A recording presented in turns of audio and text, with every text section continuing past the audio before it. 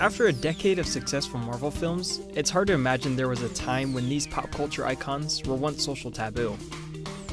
If you think back to when Stan Lee first started comic books, his real name isn't Stan Lee, and the reason he made it that is because he didn't want his name associated with the comic books he was creating. He didn't want his real name because he thought he was going to go on to greater and bigger things. With all the hype, I thought about when I was growing up and how comic book fans face ostracism and teasing for liking these characters. Today it seems fine. There are even a handful of celebrities that have opened up about their love for anime and comic books. But how do the original fans feel about the change in the trends? How's it going, guys? Was the bullying worth it? Are there any bitter feelings? I remember how much it sucked when I was the only person in my high school that liked the kind of music I liked and that liked Star Wars and stuff like that. Now there are like millions of people out there who feel the same way I feel about like Captain America and Iron Man and the Hulk and Thor, especially Thor. Like any typical fan before the Marvel era, Adam and Stetson faced negative feedback for their passions. For Stetson, his negative feedback hit a little closer to home. There actually was more conflict between me and my father than me and other kids based on my interests. I much rather spend my time inside reading a comic book than outside looking for tracks, you know?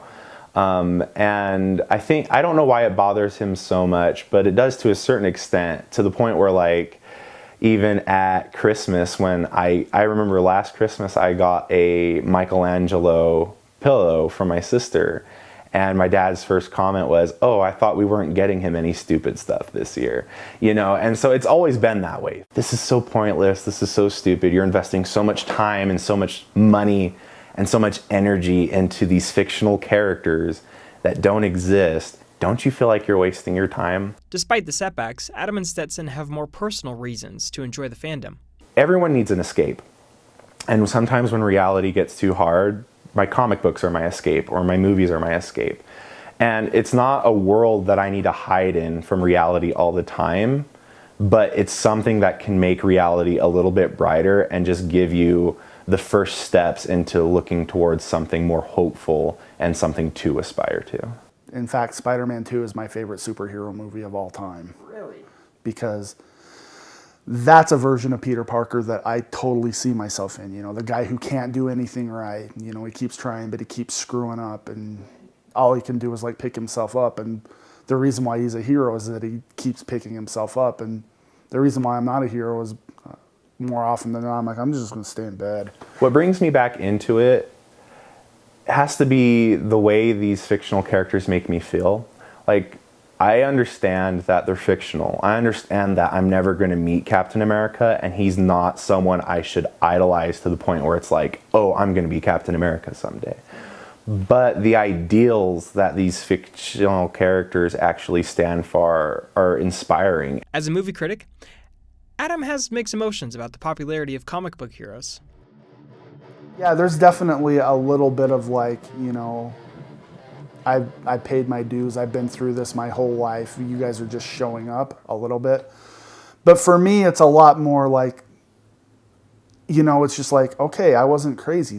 These characters are cool. These characters are characters that everybody can love.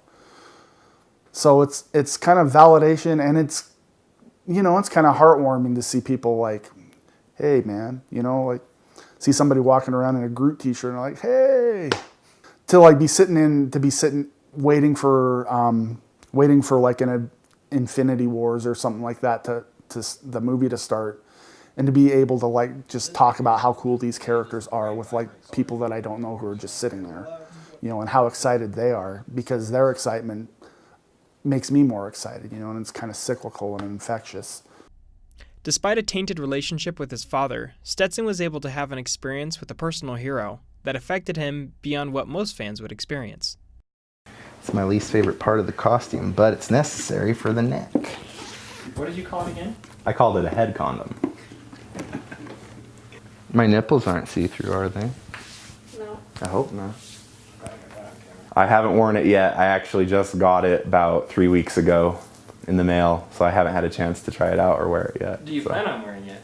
Oh yeah, this September 6th through the 8th in Salt Lake City, they're having their Fan X convention. And I'm gonna rock the crap out of it. So. How do you think people are gonna respond? Have you ever seen like a full suited Power Ranger at a Comic-Con before? You know, I mean, there's some weird people you meet online. I don't want them coming up and just chilling with me at the con because they found me or anything like that. I would say that Power Rangers changed my life. And I know that makes it sound really cheesy because everyone has that thing that's changed their life.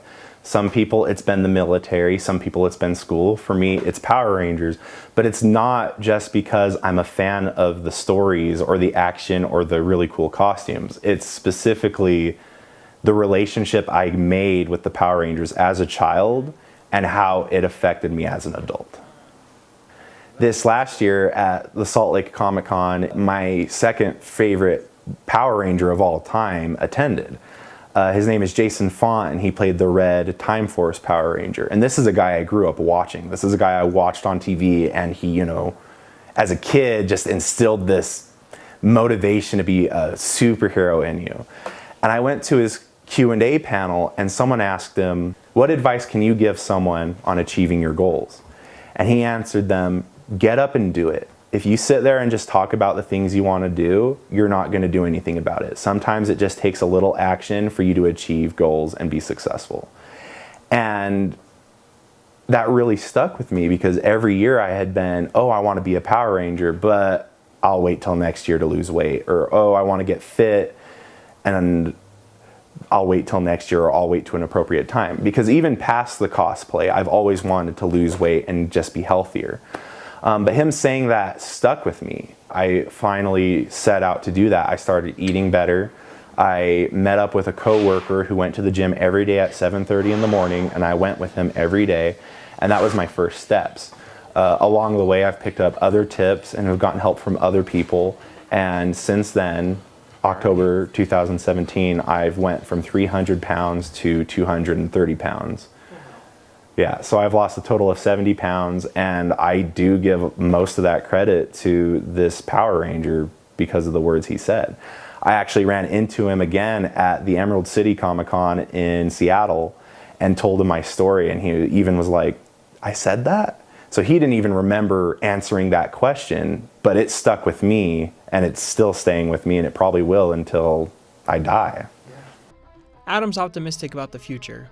He hopes that future nerds will combat the bullying and ostracism with a more heroic response. What I really hope is that like nerds can be a little bit more accommodating and a little more understanding because, I mean, it's more fun when there are more people there, you know? You know, it's like, you know, it's really cool to be able to like go and like geek out with people because I haven't always had that. There's much more for us to gain than there is to lose, you know? Us meaning nerds. Nerds, definitely. Cool. You know, like us people who have been in it for the long haul. So I think there's definitely more benefits than there are negatives, and I just hope us nerds can kind of get that through our head and not treat the new people the way we were treated growing up.